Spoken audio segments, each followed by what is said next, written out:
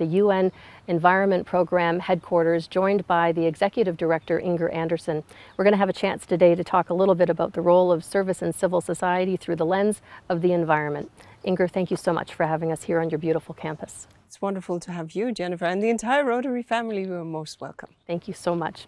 So we have so much that we're going to be able to dive into, but a big question. What are some of the main environmental concerns right now that certainly you're working on and that we as a world need to be focused on? Well, in UNEP, the United Nations Environment Program, which is the UN's body that deals with environment and science around it and the policy recommendations that countries need to adhere to, we speak about a triple planetary crisis. The crisis of climate change, which everyone understands, I think, because we're seeing it not just in the newspapers, in our lives right now, but also the crisis of nature loss, biodiversity loss. We're sitting in this very amazing place in Nairobi, Kenya, but nature is disappearing before our very eyes. And so working with that. And the third crisis, pollution and waste. We are polluting, we are wasting, and that is causing an impact on the environment. So these three things are critical, and this is kind of the core of what we work with. We work on science and how that science can be implemented in policy spaces and on the ground. And a lot of work to do, isn't there? A lot of work to do, which is why it's great to have partners such as Rotary, Exactly. Of course, and many others that are helping make that lift at the community level and at the global level. Well, and so much of it is what our Rotary family is already passionate about, especially with younger members in our organization. The environment is, for young thinkers, we all think that way.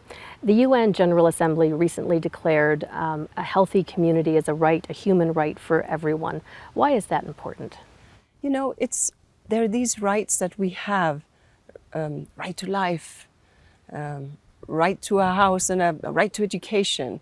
These rights that we have assumed were just ours to be, right to peace. So they are enshrined in the Human Rights Charter.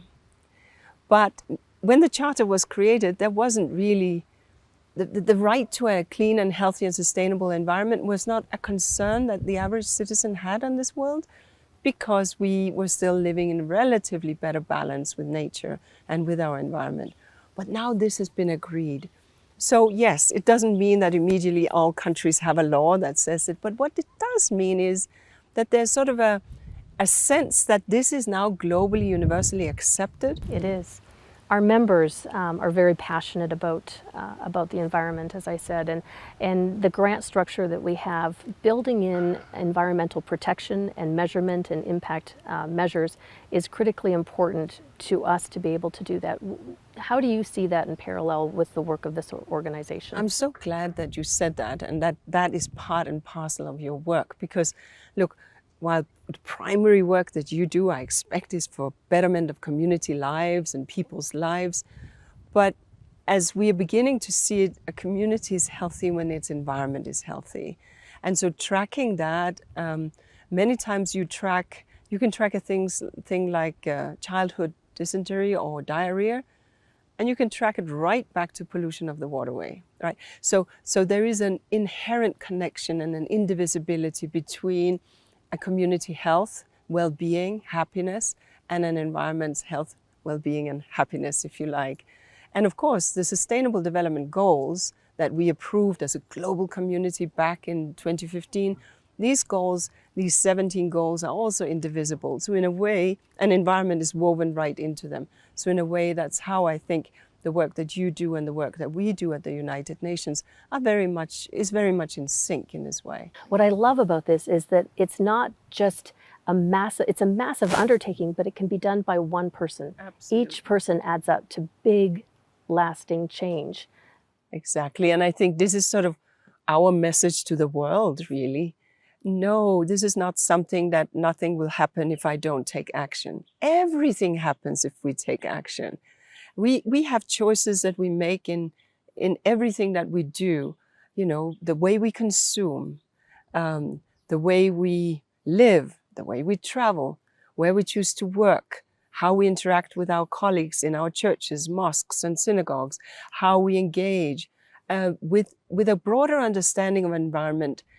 If we sort of carry that with us without being preachy, of course, but just living those values.